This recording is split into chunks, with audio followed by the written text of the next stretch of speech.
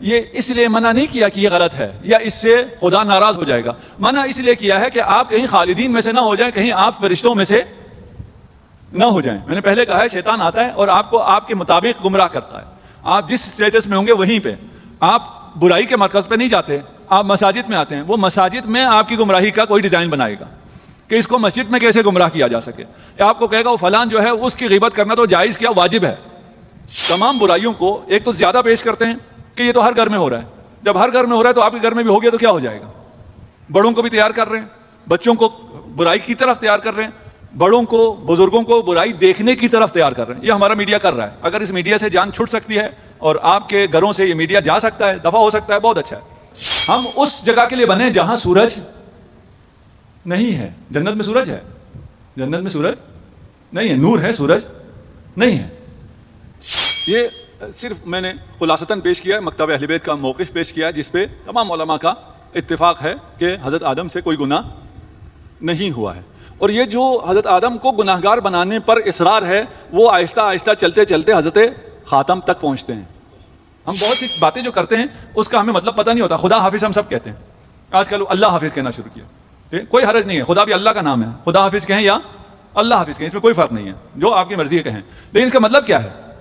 خدا آپ کا نگہبان ہے۔ خدا آپ کا نگہبان ہونے کا کیا مطلب ہے؟ ٹھیک، خدا آپ کا نگہبان ہے، آپ کو بچاتا ہے۔ سب سے پہلے کس سے بچائے گا؟ گمراہی سے بچائے گا۔ کب خدا بچائے گا؟ جب آپ ذکر خدا کریں گے۔ آپ اگر خدا کو بلا دے تو خدا آپ کو بلا دے گا، اگر خدا آپ کو بلا دے تو خدا آپ کا حافظ نہیں ہے۔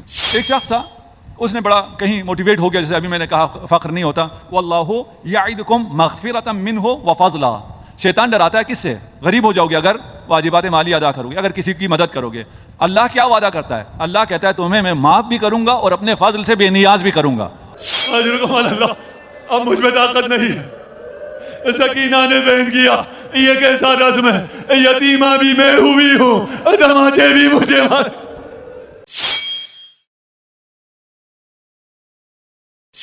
وہ جانوروں کی طرح، اما الذین یشبہون بالانبیاء، جو انبیاء سے مشابہت رکھتے ہیں، ہمہم الصلاۃ والزکوٰۃ، ان کو جس چیز کو اہمیت دیتے ہیں وہ نماز ہے اور زکوٰۃ ہے۔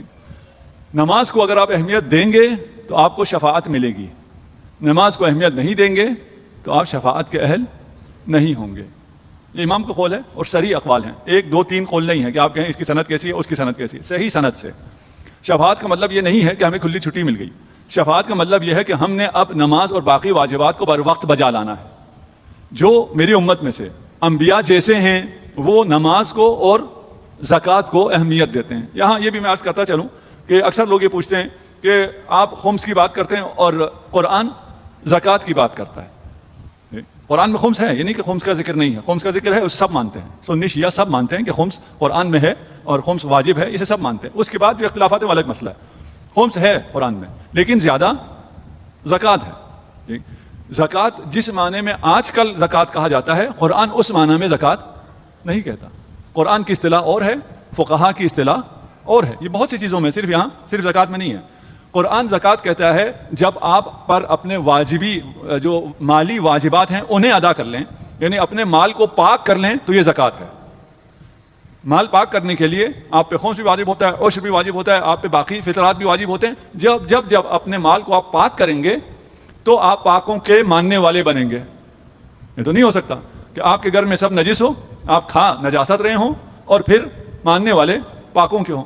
جو انبیاء سے مشابہت رکھتے ہیں وہ نماز پڑھتے ہیں، بر وقت نماز پڑھتے ہیں، ان کا ہم و غم اردو میں اس طرح کہتے ہیں، ان کا اہتمام نماز کے لیے ہے اور زکوٰۃ کے لیے۔ جو فرشتوں سے مشابہت رکھتے ہیں ان کا ہم و غم تسبیح ہے، تحلیل ہے، وہ تسبیح کرتے ہیں، تحلیل کرتے ہیں، وہ صفات شباہت رکھتے ہیں فرشتوں سے۔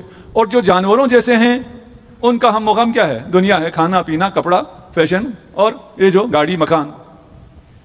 اب کون کس کے مشابہ ہے وہ سب اپنے آپ کو دیکھ سکتے ہیں۔ صلوات پڑھ دیجئے محمد و آل محمد۔ نفس امارہ، جس نفس میں شہوت نے رسوخ کیا ہوا ہے، خواہشات نے رسوخ کیا ہوا ہے، اور اس نفس پر خواہشات اور شہوات اتنی غالب ہیں کہ وہ نفس ہمیشہ برائی کا حکم دیتی ہے۔ نفس لوامہ کیا ہے؟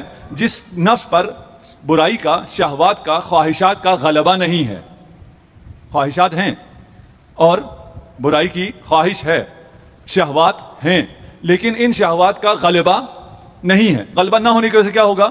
یہ نفس جب آپ برائی کی طرف قدم اٹھائیں گے تو یہ ملامت کرے گا, دیکھے گا برائی کی طرف نہ جاؤ. یہ نفس لوامہ ہے, یہی نفس امارہ ہے. نفس ایک ہے, یہ حالت بدلتا ہے. یہ نفس اگر خواہشات اس پر غالب آ گئی امارہ بن گیا, خواہشات اس پہ غالب نہ ہوں, خواہشات ہوں لیکن غالب نہ ہوں, لوامہ بن گیا. نفس مطمئنہ کیا ہے؟ جب نفس خواہشات پر غالب آ جائے اور خواہشات سے جان چھڑا لے, نفس اس شہوات سے جان چھڑا لے, تو یہ نفس مطمئنہ ہے.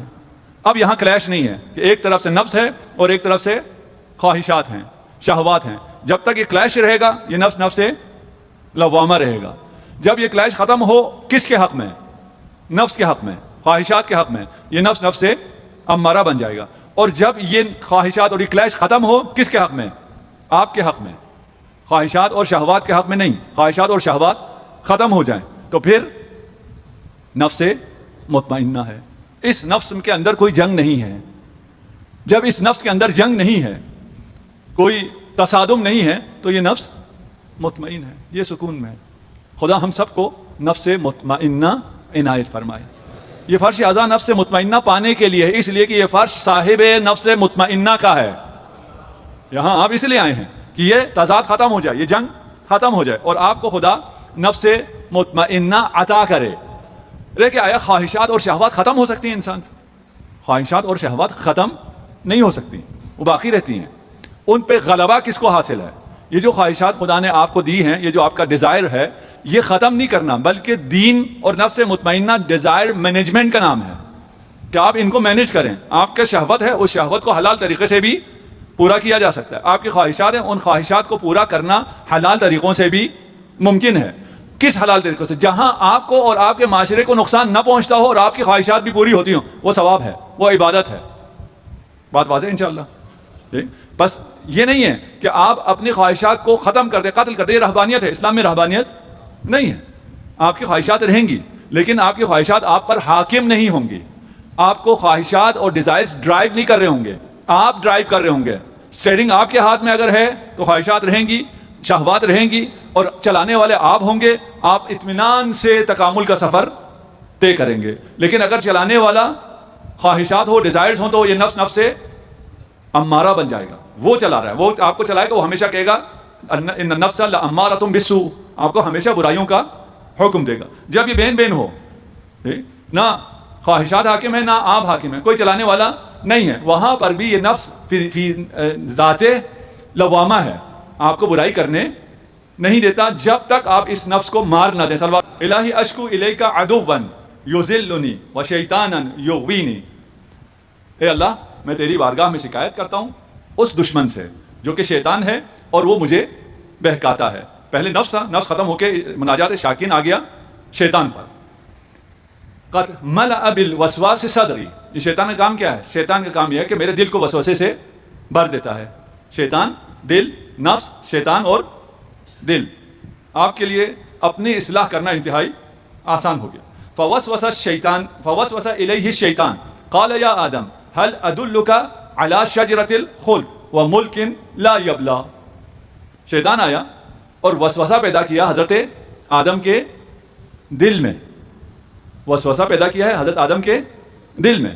یہ جو دشمن ہے, بیرونی دشمن ہے, یہ وسوسہ پیدا کر سکتا ہے آپ کے دل میں. وسوسہ کیا پیدا کیا ہے؟ کیا میں تمہیں بتاؤں رہنما بن کے آیا ہے کس چیز کی طرف؟ شجرہ خلد, ہمیشہ ہمیشہ رہنے کی طرف, اور ایسی ملک, ایسی سلطنت جو کہ ختم ہونے والی نہ ہو, فنا نہ ہو, بقا ہو.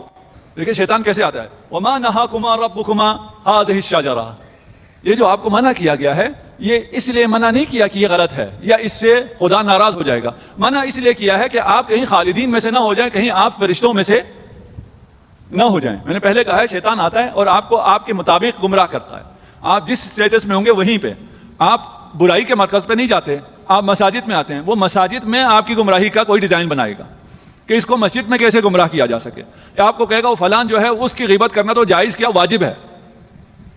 کیوں واجب ہے؟ اس لیے کہ اسلام بچ ہی نہیں سکتا جب تک آپ اس کی غیبت نہ کریں. آپ تو بڑے شوق سے غیبت کریں گے, جہنم جانے کے لیے, اپنے مردہ بھائی کا گوشت کھانے کے لیے نہیں. وہ تصویر پیش نہیں کرے گا. آج کل کا میڈیا اس نے جو کام کیا ہے وہ یہ ہے کہ جو بری چیزیں ہیں انہیں اتنا اچھا کر کے پیش کیا ہے. تمام برائیوں کو ایک تو زیادہ پیش کرتے ہیں کہ یہ تو ہر گھر میں ہو رہا ہے. جب ہر گھر میں ہو رہا ہے تو آپ کے گھر میں بھی ہو گیا تو کیا ہو جائے گا.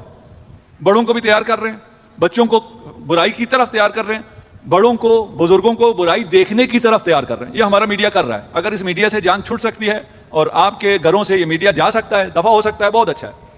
اگر نہیں ہو سکتا کم از کم اس بات کو سمجھیں تو. اور اس قسم کے جو شیطانی ڈرامے, فلمیں, گانے, یہ تو انشاءاللہ آپ لوگوں کے گھروں میں نہیں ہیں. شیطان کہاں سے آتا ہے؟ ایک صاحب آج کہہ رہے تھے کہ ہم نے بھی شیطان سے سیکھا ہے, شیطان 6 سال 7 سال میں گمراہی شروع کرتا ہے, ہم نے بھی بچوں کو 6 7 سال میں کام شروع کیا ہے. نہیں, جو بچہ ابھی بول بھی نہیں سکتا شیطان اس کے ہاتھ میں بھی ہے. موبائل میں جو کارٹون بنے ہوئے ہیں وہ ڈیزائن ہوئے ہیں کہ اس بچے کا ذہن کیسے خراب کرنا ہے, اس کو کیسے بے غیرت بنانا ہے, اسے کیسے شیطانی راستوں پہ لگانا ہے. آپ اس لیے دے دیتے ہیں کہ چلو بچہ مجھے تو تنگ نہیں کرے گا, یہ موبائل میں لگا رہے گا. فوسوس الیہ الشیطان, شیطان یہ وسوسہ کرتا ہے. وسوسہ بھی کیا کرتا ہے کہ بہت اچھی چیز ہے, یہ شجرہ خلد ہے, یہ کھاؤ گے تو تمہیں بہت زیادہ ترقی ملے گی. ایسا تو نہیں ہے تم کہیں دنیا میں پہنچ جاؤ گے. یہ دنیا ہمارے لیے نہیں بنائی گئی, ہم جنت کے لیے بنائے گئے ہیں. صحیح ہے غلط؟ جی, ہم جنت کے لیے بنائے گئے تھے. جنت سے پھر آزمائش کے لیے یہاں آئے ہیں. جہاں آزمائش کے لیے آتے ہیں وہاں کے لیے ہم بنے نہیں ہیں. ہم ایک لگزیریس لائف کے لیے بنے ہیں. یہ باقی جو چرند پرند ہیں وہ اسی پلانٹ کے لیے بنے ہیں. انہیں کبھی سونے کے لیے بستر نہیں چاہیے. جیسے آپ کو ابھی گرمی لگ رہی ہے, انہیں گرمی نہیں لگتی, کیونکہ ان کے جسم کا ٹمپریچر آؤٹ سائڈ ٹمپریچر کے ساتھ ریگولیٹ ہو جاتا ہے. آپ سورج کی طرف نہیں دیکھ سکتے, اس لائٹ کی طرف میں نہیں دیکھ پا رہا, لیکن ان پرندوں کو, چرندوں کو, حیوانات کو اس لائٹ کا کوئی اثر ہی نہیں ہوتا. آپ اگر دیکھ لیں سامنے کوئی بلی آ جائے, کتا آ جائے, آپ فل لائٹ مار کے دیکھیں وہ آنکھیں نہیں بند کرے گا. جو پرندہ آسمان میں پرواز کرتا ہے سورج کی طرف, وہ آنکھیں بند نہیں کرتا. وہ اس پلانٹ کے لیے بنا ہے. ہم اس جگہ کے لیے بنے جہاں سورج نہیں ہے. جنت میں سورج ہے؟ جنت میں سورج نہیں ہے. نور ہے, سورج نہیں ہے. آپ جنت کے لیے بنے, یہ زمین اور ہے. حضرت آدم نے جہاں یہ ترک اولا کیا وہ جنت تھی یا زمین؟ وہ جنت تھی, زمین پہ نہیں ہے. جنت دار تکلیف نہیں ہے. تکلیف سمجھتے ہیں نا, حرام حلال جنت میں نہیں ہے. آپ بھی جنت پہنچیں گے پھر حلال حرام ختم, آپ کے لیے سب چیزیں حلال. عیش کرنا وہاں کرو نا, جہاں جو چاہو گے آپ کو ملے گا. آپ کا ارادہ نافذ ہوگا. بستر میں لیٹے لیٹے آپ کو آم کھانے کا جی چاہے گا, آم چاہیے, بولنا بھی نہیں پڑے گا, سوچیں گے, حکم دیں گے, آم حاضر ہو جائے گا. ایک آم کھائیں گے, اگلے دن جب آم کھانے کا جی چاہے گا اگلے دن پھر آم آئے گا, لیکن اس کا ذائقہ اور ہوگا, اس سے بہتر ہوگا. نہ ختم ہونے والی زندگی, اور اس میں جو چیز کھائیں گے اس کا ذائقہ پہلے سے بہتر ہوگا. خدا کر سکتا نہیں کر سکتا؟ اس جنت کے لیے آپ خلق ہوئے ہیں. حضرت آدم کا ترک اولا بھی جنت میں تھا. جنت میں جو حکم تھا کہ اس شجرہ کے پاس نہیں جانا, یہ حکم شرعی تشریعی نہیں تھا, یعنی اس کو کھانا حرام نہیں تھا. ابھی آپ کو اگر ڈائبٹک ہے تو آپ سے کہتے ہیں چینی نہ کھاؤ, چینی کھانا حرام ہے؟ نہیں. ڈاکٹر کہتا ہے کہ اگر چینی کھاؤ گے تو شوگر لیول اوپر چلا جائے گا. آج کل ویوز کے لیے ایک اور بازار گرم ہو گیا ہے. ایک صاحب آگے کہتے ہیں میں نے یہ ریسرچ کی ہے, آپ آم کھائیں آپ کا شوگر ہائی نہیں ہوگا. آپ کا شوگر تو ہائی ہوتا ہے, اس کو ویور زیادہ مل جاتے ہیں. دوسرا کہتا ہے کھجور کھانے سے شوگر ہائی نہیں ہوتا, رسول خدا کھجور کھایا کرتے تھے, اس لیے اگر آپ کو شوگر ہے آپ کھجور کھائیں. شوگر ہائی ہوتا ہے نہیں ہوتا؟ ہوتا ہے. ٹھیک ہے, اس کا حلال حرام سے کوئی کام نہیں ہے. یہ جس میں شوگر ہے وہ کھاؤ گے تو شوگر اوپر چلی جائے گی. یہ بھی شجرہ جو ہے اس کو کھاؤ گے تو اس کے اپنے اثرات ہیں, یہ نہ کھاؤ یعنی اس کے اپنے اثرات ہیں, حرام نہیں ہیں. حضرت آدم جب زمین پہ آئے ہیں اس کے بعد حلال حرام شروع ہوا ہے. زمین پہ آنے کے بعد حضرت آدم نے کوئی گناہ نہیں کیا. ان اللہ اصطفیٰ آدم و نوحا, قرآن ہے, اللہ کی برگزیدہ ہستیاں. یہاں آ کر جب حلال حرام شروع ہوا یہاں کوئی حلال حرام نہیں فرمایا. یہ صرف میں نے خلاصتاً پیش کیا, مکتب اہل بیت کا موقف پیش کیا, جس پہ تمام علماء کا اتفاق ہے کہ حضرت آدم سے کوئی گناہ نہیں ہوا ہے. اور یہ جو حضرت آدم کو گناہگار بنانے پر اصرار ہے وہ آہستہ آہستہ چلتے چلتے حضرت خاتم تک پہنچتے ہیں. یہ نہیں وہاں رکیں گے, ادھر سے کوئی ان کو کام نہیں ہے. انہوں نے چل کے یہاں آنا ہوتا ہے کہ یہ بھی انسانوں کی طرح ایک انسان ہے, کبھی غصے میں بولتا ہے, کبھی محبت میں. جو کچھ بولا ہے وہ سارا صحیح ہے, ایسی کوئی بات نہیں ہے. وہ رسول خدا کی عصمت کے قائل بھی نہیں ہے, رسول خدا کی عصمت کے قائل نہیں ہے, اور اس کے بعد جنہوں نے رسول خدا کو دیکھا ہے ان کی عصمت کے قائل ہیں. یہ تضاد بڑا عجیب سا تضاد ہے. اس لیے ہمیں ضروری ہے کہ ہم اس موقف کو جو اہل بیت سے ہمیں ملا ہے اس کو مضبوط کریں. اب شیطان سے مقابلہ کرنا ہے. شیطان سے کیسے مقابلہ کیا جا سکتا ہے؟ شیطان سے مقابلے کا بڑا آسان سا طریقہ ہے, اللہ کا ذکر کرو, شیطان بھاگ جائے گا. ذکر لفظی بھی ہے, ذکر عملی بھی ہے, اور ذکر قلبی بھی ہے. ذکر لفظی یا زبانی آپ کو معلوم ہے, الحمدللہ کہیں, سبحان اللہ کہیں, اللہ اکبر کہیں, یہ ذکر لفظی ہے. ذکر عملی کیا ہے؟ اللہ سے عشق کرنا, اللہ سے محبت کرنا. اور ذکر قلبی کیا ہے؟ ہمیشہ دل میں خدا کو رکھنا, ہمیشہ اس کے سامنے خدا کی رضا ہو. استحوذ علیہم الشیطان فانساہم ذکر اللہ. شیطان نے انہیں قابو کیا. قابو کرنے کے بعد پہلا کام کیا کیا؟ اپنے آپ کو ویکسین کیا ہے کہ یہ مجھے دوبارہ نہ بکا سکے. اس بدن میں سے, اس روح میں جو شیطان گھس گیا ہے, ان کو انساہم ذکر اللہ, ذکر اللہ کو بلوا دیا کہ اگر اسے ذکر اللہ یاد رہے تو پھر شیطان قریب نہیں آ سکتا. نسوا اللہ فنسیہم. آپ کا اللہ خیال رکھتا ہے, آپ کا اللہ نگہبان ہے. ہم بہت سی باتیں جو کرتے ہیں اس کا ہمیں مطلب پتہ نہیں ہوتا. خدا حافظ ہم سب کہتے ہیں, آج کل اللہ حافظ کہنا شروع کیا. کوئی حرج نہیں ہے, خدا بھی اللہ کا نام ہے, خدا حافظ کہیں یا اللہ حافظ کہیں, اس میں کوئی فرق نہیں ہے, جو آپ کی مرضی ہے کہیں. لیکن اس کا مطلب کیا ہے؟ خدا آپ کا نگہبان ہے. خدا آپ کا نگہبان ہونے کا کیا مطلب ہے؟ خدا آپ کا نگہبان ہے, آپ کو بچاتا ہے. سب سے پہلے کس سے بچائے گا؟ گمراہی سے بچائے گا. کب خدا بچائے گا؟ جب آپ ذکر خدا کریں گے. آپ اگر خدا کو بلا دے تو خدا آپ کو بلا دے گا. اگر خدا آپ کو بلا دے تو خدا آپ کا حافظ نہیں ہے. یہ سمجھ میں نہ آنے کا مطلب پتہ ہے کیا ہے؟ جو معصیت کے لیے جا رہا ہوتا ہے اس کو بھی ہم کہتے ہیں خدا حافظ. ایک برائی کے لیے جا رہا ہے اور ہم بھیج رہے ہیں اس کو برائی کی طرف, اور کہتے کیا ہیں؟ خدا حافظ. اگر خدا حافظ ہے تو یہ برائی کے لیے کیوں جا رہا ہے؟ اور گانا بھی جو ہے وہ بسم اللہ کہہ کے شروع کرتے ہیں, اور اس کے بعد انٹرویو میں کہتے ہیں کہ اللہ کا مجھ پہ بڑا کرم ہے. اللہ کا کرم ہوتا تو یہ تو نہ کر رہا ہوتا. ہم یہ باتیں کرتے ہیں, ہمیں ان کا مطلب سمجھ میں نہیں آتا. لا تتبعوا خطوات الشیطان. خطوات کہتے ہیں قدم کو. یہ آپ کی طرف آتا ہے. ابھی اگر آپ نے کسی شکاری جانور کو دیکھا ہو, وہ اپنے شکار کی طرف چھوٹے چھوٹے قدم لے کے بڑھتا ہے. شیطان بھی آپ کے پاس انتہائی چھوٹے چھوٹے قدم لے کے آتا ہے, اور ان نقش پا پہ آپ کو چلانے کی کوشش کرتا ہے. کوئی بہت بڑا چینج آپ کی زندگی میں فوراً لے کے نہیں آتا, کوئی یو ٹرن آپ کی زندگی میں لے کے نہیں آتا. آہستہ آہستہ آہستہ آپ کو منحرف کرتا ہے. ان خطوات شیطان سے بچو. شیطان اور کیا کرتا ہے؟ الشیطان یعدکم الفقر ویأمرکم بالفحشاء. شیطان آپ کو خوف دلاتا ہے کہ غریب ہو جاؤ گے, یہ واجب مالی ادا نہ کرنا, اپنے ہمسائے کی مدد نہ کرنا. اگر کرو گے تو تم اپنا خرچہ کہاں سے نکالو گے؟ شیطان اس سے ڈراتا ہے. اور کیا کرتا ہے؟ اور یأمرکم بالفحشاء. یہ آج کل ہمارے معاشرے میں بہت عام ہوتا جا رہا ہے. یہ فحشا, بے حجابی فحشا ہے. ابھی ایک صاحب کا کہیں سے فون آیا باہر سے, یورپ سے, کہا مولانا میں نے بے حجابی پہ گفتگو کی ہے تو وہاں کی خواتین نے مجھے امام بارگاہ سے ہی نکال دیا کہ مجھے اب آپ مجلس نہیں پڑھ سکتے ہیں. یہ تو حسین کی مجلس نہیں ہے جہاں حجاب کی بات نہ ہو سکتی ہو, جہاں فحشا کے خلاف بات نہ ہو سکتی ہو. ایک شخص تھا, اس نے بڑا کہیں موٹیویٹ ہو گیا, جیسے ابھی میں نے کہا فخر نہیں ہوتا. واللہ یعدکم مغفرۃ منہ وفضلا. شیطان ڈراتا ہے کس سے؟ غریب ہو جاؤ گے اگر واجبات مالی ادا کرو گے, اگر کسی کی مدد کرو گے. اللہ کیا وعدہ کرتا ہے؟ اللہ کہتا ہے تمہیں میں معاف بھی کروں گا اور اپنے فضل سے بے نیاز بھی کروں گا. ابھی آپ موٹیویٹ ہو گئے کہ میں نے اب تو اپنے واجبات مالی نکالنے ہیں. آپ میں سے جو واجبات مالی نکالتے ہیں وہ فائلر ہیں, جو نہیں نکالتے وہ نان فائلر ہیں. مجھے پتہ نہیں کتنے فائلر بیٹھے ہیں, کتنے نان فائلر بیٹھے ہیں, لیکن جو نان فائلر ہے ان کی میں ابھی ذکر سے نکل آیا ہوں. میں پھر کسی موقع پہ انشاءاللہ اسے بیان کروں گا جو ابھی مجھے حکم آیا ہے, البتہ مجھے یاد رہے تو. اگر اس دوران آیا تھا تو میں مزید گفتگو کر لیتا. کوئی صاحب موٹیویٹ ہو گئے, اس نے کہا میں تو میرے پاس مال بہت ہے تو میں جاتا ہوں گھر میں صدقہ کروں گا, میں فائلر بنتا ہوں, میں خمس ادا کرنا شروع کروں گا. ٹھیک, اب تو 9 فائلر پر سختی زیادہ آ رہی ہے نا, ٹھیک, تو بن جائیں فائلر. ٹھیک, وہ سختی ادھر بھی بہت ہے, ہمیں صرف ابھی پتہ نہیں ہے. اور یہاں آسانی کتنی ہے, جتنا دو گے اتنا ملے گا.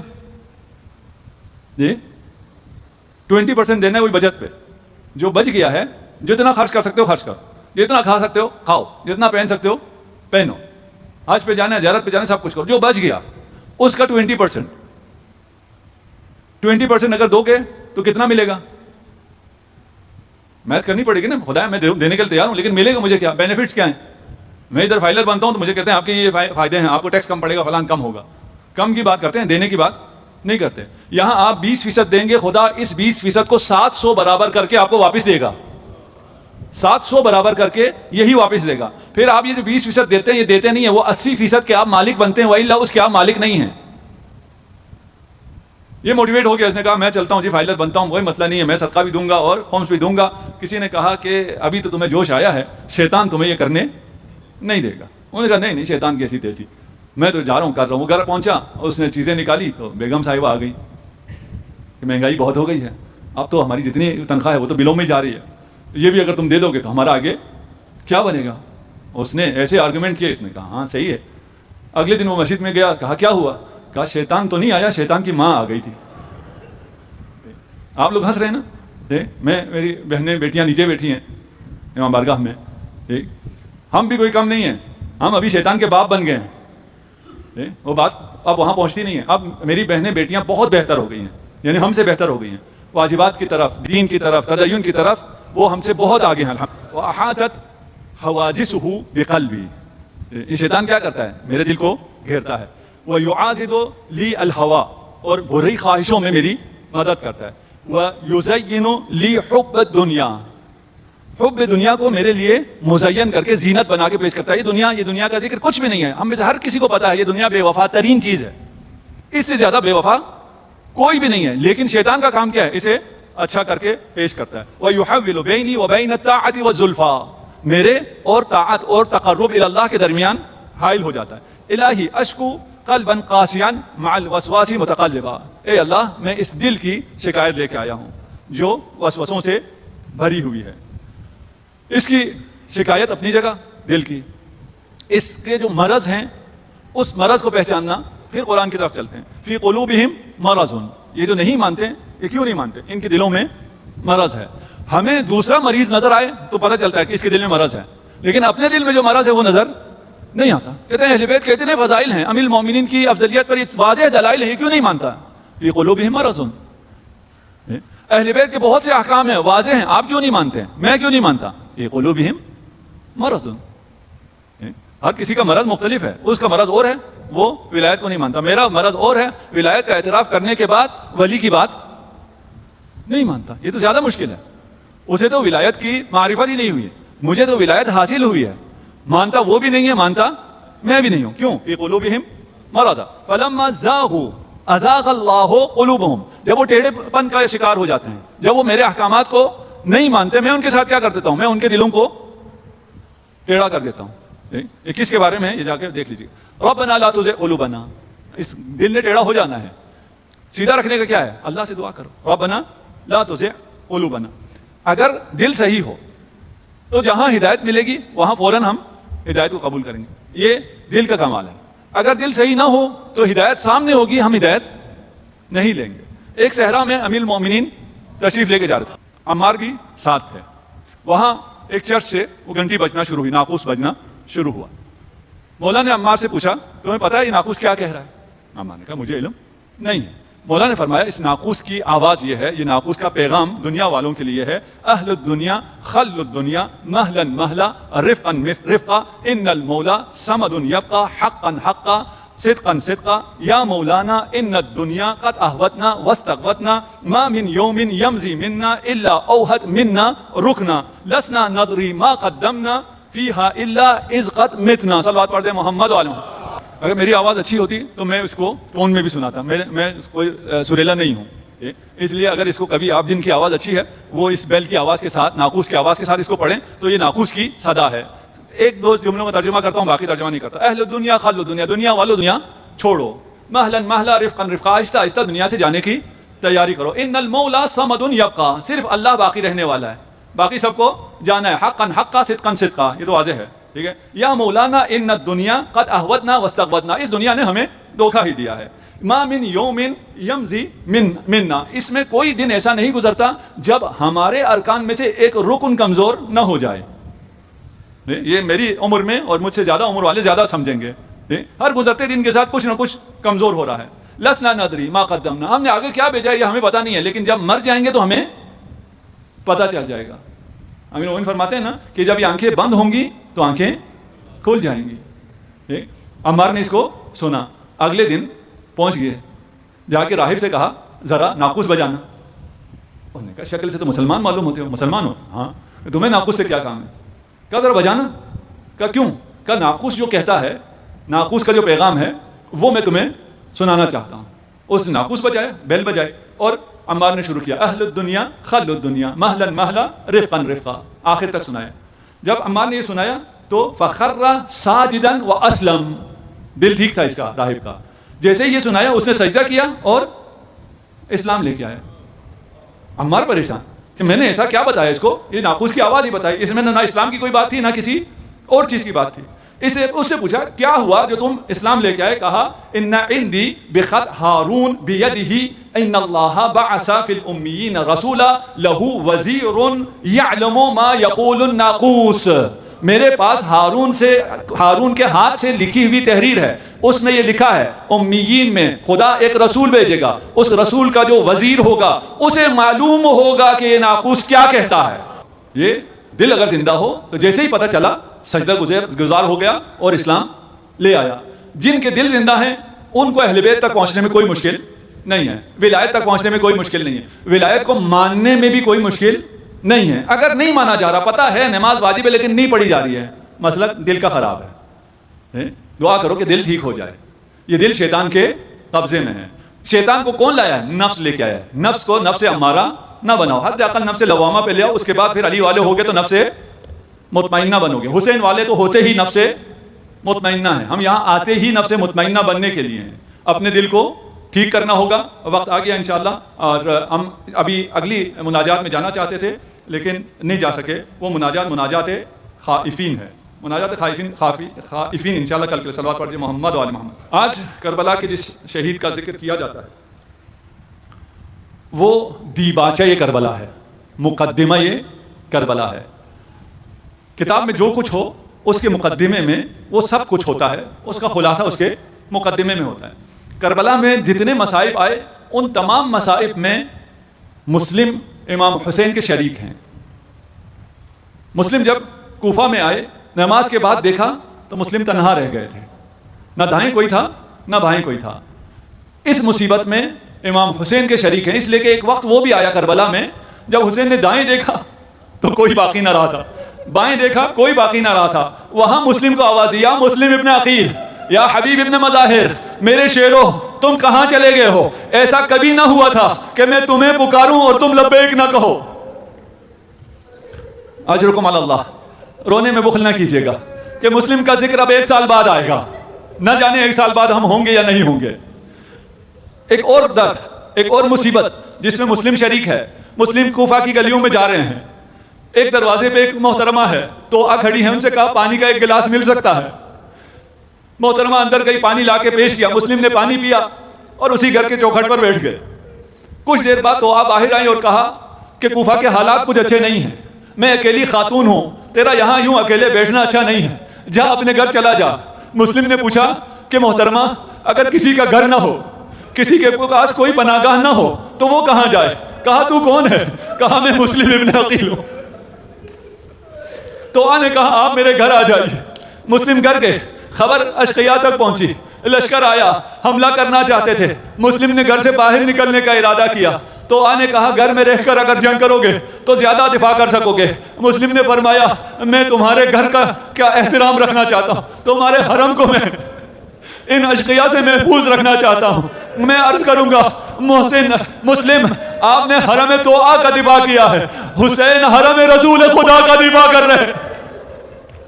حسین جب تنہا رہ گئے، لشکر اشقیاء پہ حملہ کرتے، یہ لعین پسپا ہو جاتے اور دور تک انہیں بگا دیتے، یہ گھوم کر لشکر خیام کی طرف آ جاتا، حسین کو واپس آنا پڑتا تھا۔ ایک وہ موقع بھی آیا جب حسین زخموں سے چور ہو گیا، حسین زینے فرس پر نہ سنبھل سکے، زمین کربلا پر آ گئے، اب حرکت باقی نہ رہی۔ ان لعینوں کو خبر نہ تھی حسین ابھی دنیا میں باقی ہیں یا چلے گئے، لیکن ڈرپوک کیسے تھے، حسین کے قریب نہیں جا سکتے تھے۔ ایک شقی نے کہا اگر دیکھنا چاہتے ہو حسین ابھی زندہ ہے یا نہیں تو خیموں میں حملہ کرو۔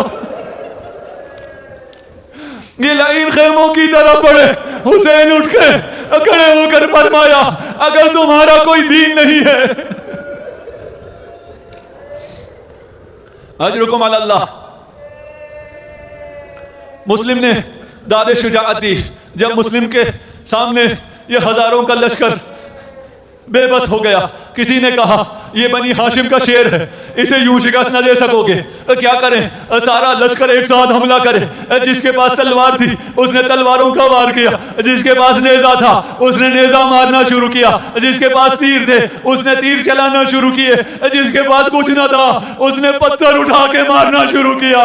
مسلم نے فرمایا میں مسلمان ہوں، مسلمان کو پتھر نہیں مارتے۔ اجرکم علی اللہ۔ میں کہوں گا مسلم آپ کربلا میں آئیے، آپ خوش نصیب تھے، کربلا سے پہلے آپ تشریف لے گئے، کربلا میں آئیے۔ حسین زخمی ہے، حسین اب لڑنے کی تاب نہیں رکھتا، اتنے زخم ہیں کہ اگر چھوڑ دیا جائے یوں ہی تھوڑی دیر میں حسین اس دنیا سے چلے جائیں گے، لیکن اشقیاء نے چاروں طرف سے گھیر رکھا ہے۔ جس کے ہاتھ میں تلوار ہے وہ تلوار کا زخم لگا رہا ہے، جس کے ہاتھ میں کچھ بھی نہیں وہ پتھر اٹھا کے مار رہا ہے۔ یہ منظر جب زہرا نے دیکھا آئی اور پکارا میرے لال کو، میں نے چکیا بھی سے۔ مسلمانوں یہ سیدہ شباب اہل الجنہ ہے۔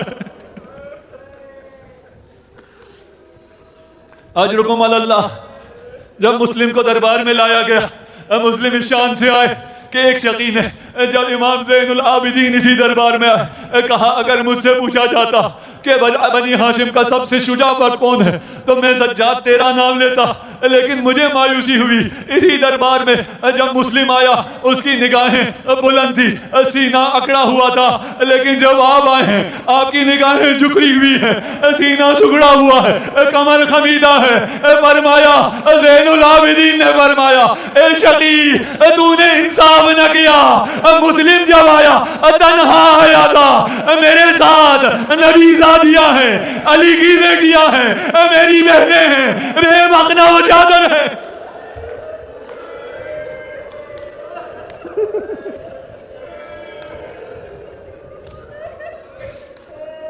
اجرکم علی اللہ۔ جانتا ہوں نہ آپ برداشت کر سکتے ہیں نہ میں یہ مسائل بیان کر سکتا ہوں، کوشش کرتا ہوں کوئی ایسے بیان کروں آپ سن سکے۔ مسلم کی ایک مصیبت، مسلم نے جب پانی پینا چاہا، جب پانی لایا گیا، ایک دفعہ پانی لایا، دان شہید ہو کر پانی میں گرا، پانی بدلا گیا۔ دوسرا جب کاسا آیا، ہونٹ زخمی تھے، تلوار کے زخم تھے، خون پانی میں آیا، مسلم پانی نہ پی سکے۔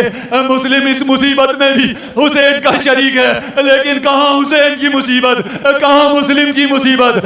مسلم کے ہونٹ زخمی ہوئے، تلواروں سے زخمی ہوئے، مرد ہے، مرد کے ہونٹ تلوار سے زخمی ہوتے ہیں، لیکن حسین کے ہونٹ ہیں چوبے خیزرا ہے، شراب میں سلا رہا ہے، سکینہ دیکھ رہی ہے چوبے خیزرا سے۔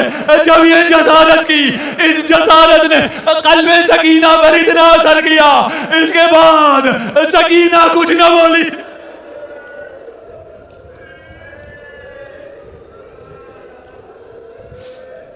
اجرکم علی اللہ۔ وقت آ گیا، بس آپ کی زحمات میں نے تمام کی۔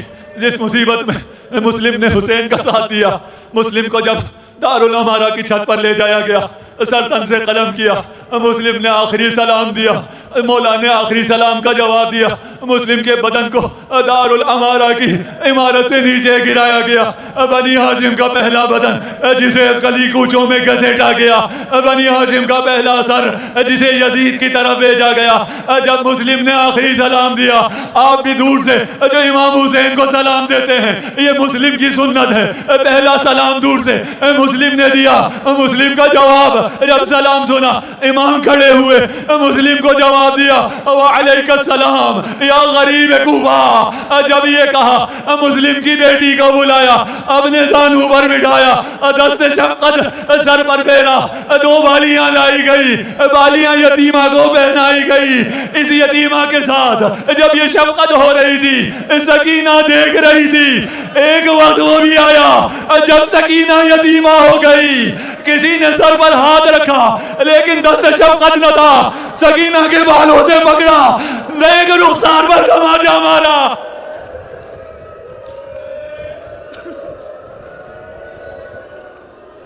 سکینہ نے دیکھا تھا یتیمہ کو بالیاں پہنائی جاتی ہیں، دو ہاتھ کانوں کے پاس آئے، بالیاں پہنانے کے لیے نہیں، بالیاں اتارنے کے لیے نہیں، بالیوں کو یوں چھینا، سکینہ کے کانوں سے خون جاری ہو گیا۔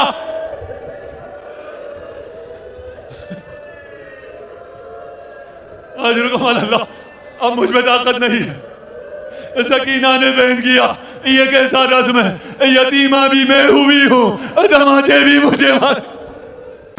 السلام علیکم دوستو، کیسے ہیں آپ سب؟ امید کرتا ہوں آپ سب خیریت سے ہوں گے۔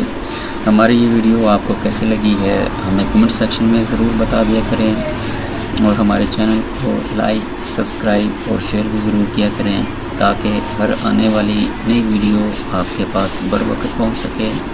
اور آپ سے یہ ریکویسٹ رہتی ہے کہ ہماری اس ویڈیو کو اپنے دوست، احباب اور رشتہ داروں کے ساتھ زیادہ سے زیادہ شیئر کیا کریں تاکہ ان کے پاس بھی یہ ذکر محمد و آل محمد کی مجالس بر وقت پہنچ سکیں۔ ویڈیو دیکھنے کا بہت شکریہ۔ السلام علیکم ورحمۃ اللہ۔